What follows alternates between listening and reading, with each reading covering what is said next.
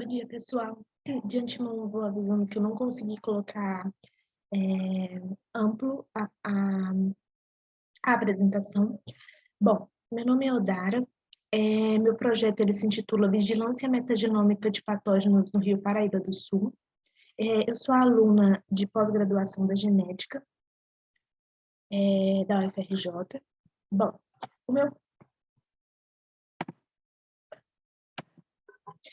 o Paraíba do Sul ele tem uma extensão de aproximadamente 1.130 quilômetros. Ele nasce no estado de São Paulo e deságua no estado do Rio de Janeiro. Esse rio ele abastece 57 municípios do estado do Rio de Janeiro e ele é uma via importante de transporte de materiais dissolutos, tanto para a região costeira quanto para o oceano. É um rio altamente impactado, porque ele recebe bastante aporte de esgoto, de rejeitos e de lixo. E devido à sua importância, ele é alvo de estudos desde a década de 90. A metagenômica, ela é um estudo, né, que se originou no final dos anos 90. É uma técnica no qual se sequencia DNA ambiental, então DNA proveniente de qualquer amostra, tá? Ambiental, então, por exemplo, como vem aqui no esquema, né, amostras de espaço, amostra de solo, de água, de tecido. Então, coleta-se essa amostra, extrai-se o DNA ou o RNA total dessas amostras e se sequencia, tá? Para se descobrir bactérias, micro-organismos que estão presentes naquela amostra. Ela é uma técnica importante, tá? Porque ela é uma técnica independente de cultivo, então ela se caracteriza por isso. E ela vem sendo amplamente utilizada para caracterização de comunidades de micro-organismos em amostras de corpos hídricos, tá? Ela é importante para a descoberta de novas linhagens de bactérias que não são cultiváveis. Ela pode ser utilizada como bioindicador de poluição, para entender e correlacionar esses micro-organismos encontrados com processos biogeoquímicos desses ambientes aquáticos e também identificação de micro-organismos patógenos nesses ambientes. O objetivo do meu estudo ele tem o objetivo principal de caracterização através de análise metagenômica do genoma total de bactérias em diferentes locais ao longo da bacia hidrográfica do Rio Paraíba do Sul. Como metodologia inicial, né, nós realizamos coleta. A coleta foi feita ao longo do Rio em diferentes cidades, como, por exemplo, cidades de Campos dos Goytacazes, São Fidélis, Itaocara, Paraíba do Sul, Resende, Barra do Piraí, Barra Mansa, Volta Redonda e Piraí, então como colocado aí no mapa em diferentes pontos ao longo dessas cidades, incluindo pontos de estuário, mangue e de oceano, no período seco e chuvoso. Após essa coleta de amostras de água, foi feito o sequenciamento dessas amostras, então o DNA total foi extraído utilizando um kit, e depois foi feito o sequenciamento no equipamento HiSeq, utilizando o método Illumina. As sequências obtidas, elas foram limpas e processadas utilizando o programa PrintSeq, então, para retirada de sequências ruins. Também foi feita a anotação taxonômica e funcional dessas sequências, né, para se descobrir quais bactérias estavam presentes ali, quais eram as funcionalidades dos genes presentes ali. Então, foi utilizado o programa MGRAST e também foi utilizado o programa MEGAN, acoplado ao programa DIAMOND. E também serão feitas análises estatísticas, análise de diversidade e abundância relativa funcional, análise de similaridade e análise de coordenadas principais. Como os resultados preliminares, nós obtivemos esses números de sequências já limpas, tá, já processadas, para cada ponto. Então, nós obtivemos um número bom de sequências para cada ponto, tá? E o ponto que obteve maior número de sequências foi um ponto de rio no período chuvoso. Tá?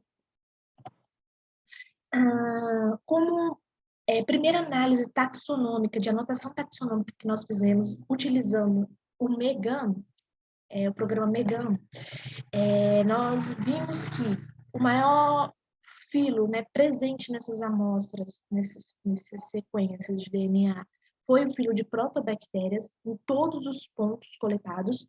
Tá? Então, aqui nós temos todos os pontos que foram coletados, os 13 pontos coletados, e aí nós vimos que todos eles houve uma predominância do grupo protobactéria, tá?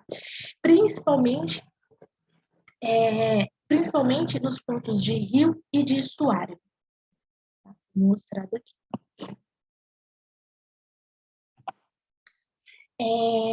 Nos nossos resultados que nós obtivemos a nível de classe, a anotação a nível de classe, nós vimos que no período de seca, nos pontos de rio, estuário e mangue, tá, foi predominante a classe das beta-proteobactérias, que são essas que estão em laranja.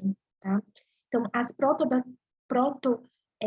beta-protobactérias foram vistas principalmente nos pontos de rio, estuário, no período seco, tá? As alfa-proteobactérias, elas também foram presentes predominantemente em pontos de oceano e estuário, tá? Elas são aqui as que estão retratadas em vermelho, então aqui nos pontos de estuário e de oceano elas foram mais predominantes. Essas duas classes de protobactérias, elas...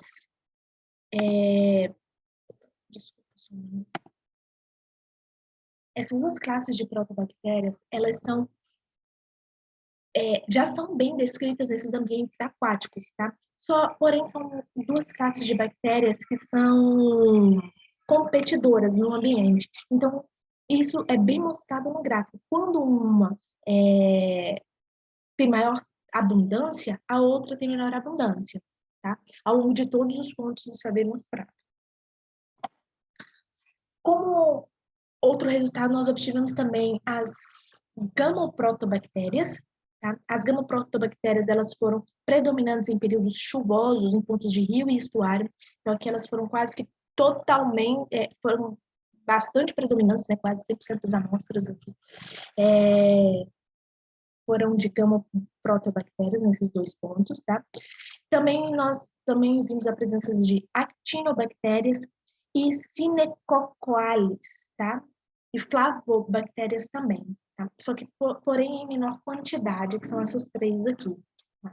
As actinobactérias, elas também foram bastante predominantes em pontos de mangue, elas tiveram maior destaque. E as conclusões que nós chegamos até o momento é que as protobactérias, elas são o filho mais abundante encontrado nas análises.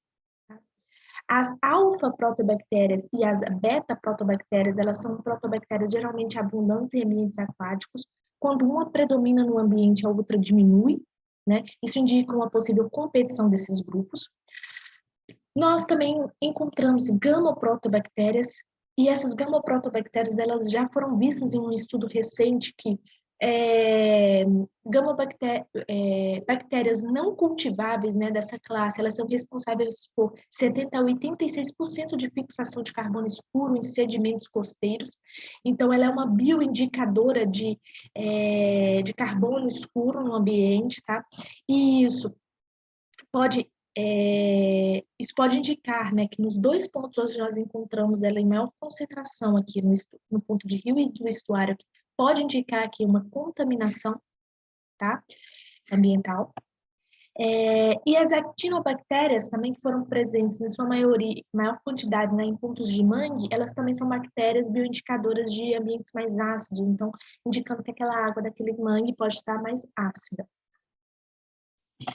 Os próximos passos do estudo, nós pretendemos classificar os grupos a nível de gênero e classificar eles em outras plataformas também, como, por exemplo, o MGRAST, remontar genomas a partir de metagenomas para tentar encontrar espécies de bactéria e relacioná-las, né, com os processos, fazer uma triagem de genes indicadores de poluição ou de bactérias patógenas, e fazer uma discussão mais ampla entre os grupos de bactérias encontrados e os ciclos biogeoquímicos dos locais selecionados. E é isso, pessoal. Muito obrigada.